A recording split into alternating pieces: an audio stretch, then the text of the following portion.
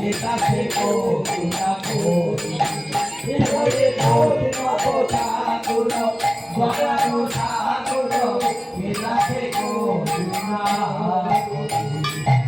সাধু গুরু বৈষ্ণব বিষয় প্রেমানন্দে হরি হরি বল হরি বল।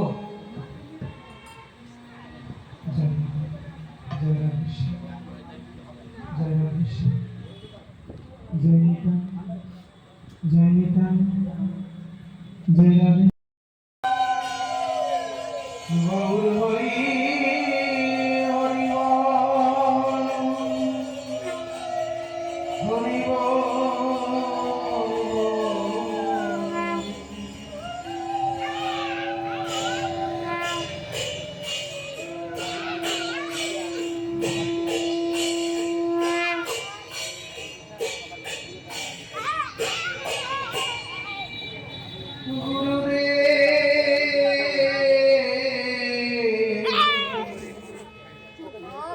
কবে মোর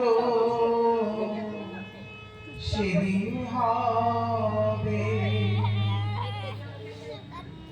গুরুদেব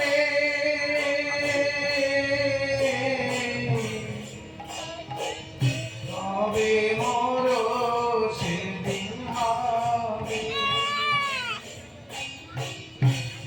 যেদিন মনস্থির করি নিরজনে বসি কৃষ্ণ নাম গাব কবে কৃষ্ণ নাম গাব কবে গুরুদেব কবে মোর সেদিন হবে আমি হরে কৃষ্ণ বলি গাহিতে গাহিতে নয়নে বহিবে বাড়ি নয়নে বহিবে বাড়ি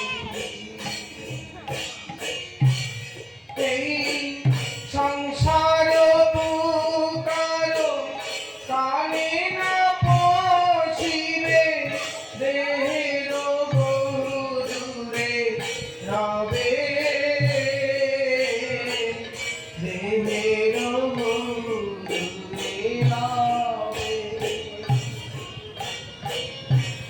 গুরুদেব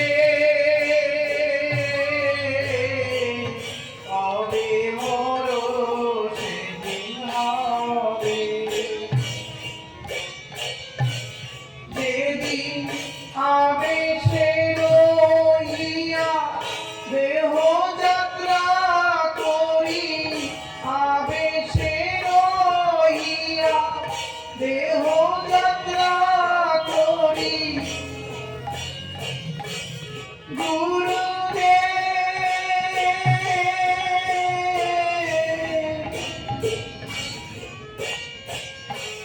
যেদিন আবেশে রহিয়া দেহ যাত্রা করি সেদিন তোমার চরণ পাব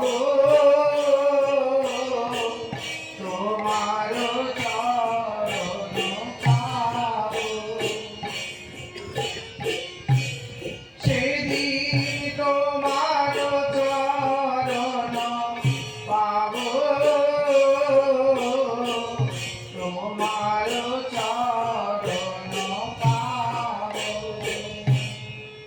মহাজন বলছেন গুরুদেব যেদিন আমি আবেশে থাকব আমার দেহটা যাত্রা করে নিয়ে যাব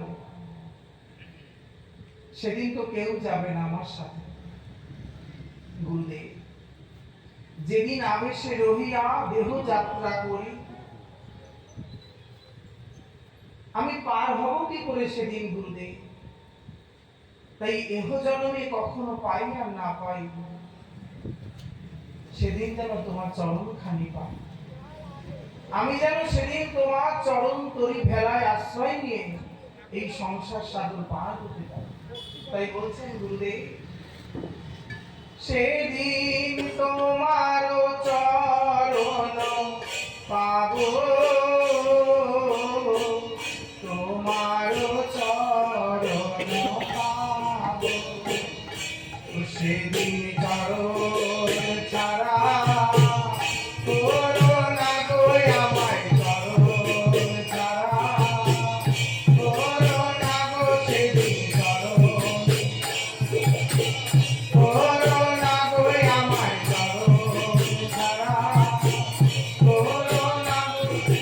ওই চরণের পাশে খবু, চরণ ছাড়া করো না গো।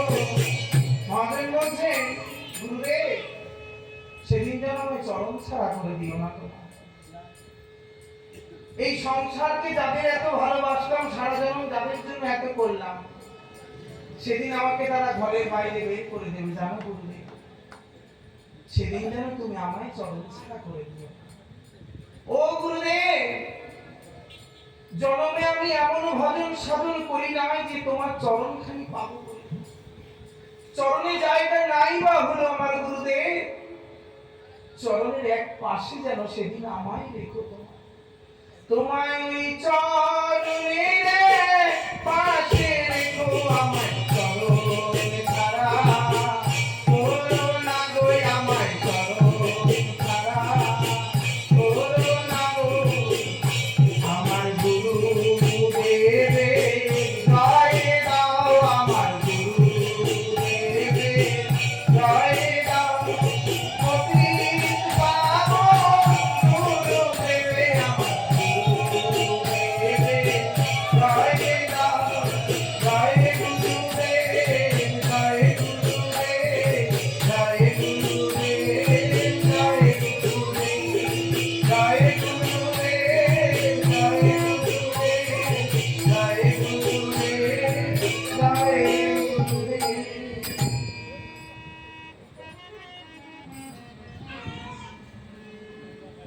অজ্ঞানং তিমিরান্ধস্য জ্ঞানং জনশলাকয়ং চক্ষুरुन्मीलितं येन तस्मै श्रीगुरवे नमः। वन्देऽहं श्रीगुरु श्रीयुतपदकमलं श्रीगुरुं वैष्णवांशं श्रीरूपं शक्रजातं सहगण रघुनाथस्थितं तं सजीवं सदैतं सर्वदूतं। সে তো বিশাল বড়, তাহলে অর্থমান মানুষ, বিশাল ধনী, তাহলে প্রচুর ঐশ্বর্য আছে, হয়তো বিরাট রাজপ্রাসাদ আছে, হয়তো কোটি কোটি টাকার মালিক, তাহলে আমাকে ধনী করবে কি করে? এই চিন্তা করে যাচ্ছে, সবাইকে জিজ্ঞাসা করছে, দেখা হলে হ্যাঁ গো, কেউ বলতে পারো সনাতন বাবাকে কোথায় পাবো, বড় গোসাইকে? এ বলে এই তো এই পথ দিয়ে চলে যান, এদিক দিয়ে যান, ওদিক দিয়ে যান, এরকম করতে করতে করতে করতে একজন বলছে, ও বড় গোসাইয়ের কাছে যাবেন, সনাতন বাবার কাছে? ওই ওই দেখুন ওই জঙ্গলটা দেখতে পাচ্ছেন, ওইখানে একটা ঢিপি আছে, ওই গাছের তলায় ওনাকে পাবেন, যান। জীবন ঠাকুর মনে মনে ভাবছে, এত বড় ধনী মানুষ গাছের তলায় কেন? উনি তো রাজপ্রাসাদে থাকবে, কি জানি। ভোলানাথ যখন আমাকে স্বপ্নে আদেশ করে যাবো, যেয়ে তো দেখি, বাবা যখন আমাকে বলেছেন, এখন সামনে তো গেছে, গিয়ে দেখছে একজন কৌপিন পরিধারী, অঙ্গে একটা পীতাম্বরী শত ছেঁড়া, নেড়া মাথা, একটা গাছের তলায় হরিনামের মালা নিয়ে বসে আছে। জীবন ঠাকুর মনে মনে ভাবছে, ও বাবা, ইনি কি সনাতন বাবা? ওনার যা কাঙাল দশা দিচ্ছি, ওনাকে দিলে উল্টে ভালো হয়, উনি আর আমার কি ধনী করবে? তাহলে বিশ্বনাথ আমায় স্বপ্নে এরকম একটা স্বপ্ন দেখালো আমাকে। তার সামনে গেছে, গিয়ে প্রণাম, যেই প্রণাম জানিয়েছে, সনাতন বাবা বলছেন, বাবা বলুন এই অধমের কাছে কেন এসেছে? কি সেবায় আমি করতে পারি আপনার? তখন জীবন ঠাকুর বলছেন, বাবা আমি কন্যাদায়গ্রস্ত এক দরিদ্র ব্রাহ্মণ, আমার বাড়ি হচ্ছে বর্ধমান, আমার পূর্বপুরুষ মহাদেবের ভক্ত, আমি বিশ্বনাথে গিয়ে কাশীতে গিয়ে বিশ্বনাথের পূজা করেছিলাম। বাবা বিশ্বনাথ আমাকে রাত্রে স্বপ্নে আদেশ করে এই কথা বলেছেন, আপনার সন্ধান দিয়েছেন। তা আমি তো এসেছিলাম বড় আশা নিয়ে বাবা। সনাতন বাবা বলছেন, বাবা আমি তো নিজেই কাঙাল, আমি তোমাকে কি বিষয় ধন দেব, আমি তো নিজেই কাঙাল। সন্ন্যাসীর ছেঁড়া কাঁথা, নেড়া মাথা, মুখে হরি গুণগাথা। সন্ন্যাসী এটাই হয়। জীবন ঠাকুরের মনে বড় দুঃখ হলো, ভোলানাথ আমাকে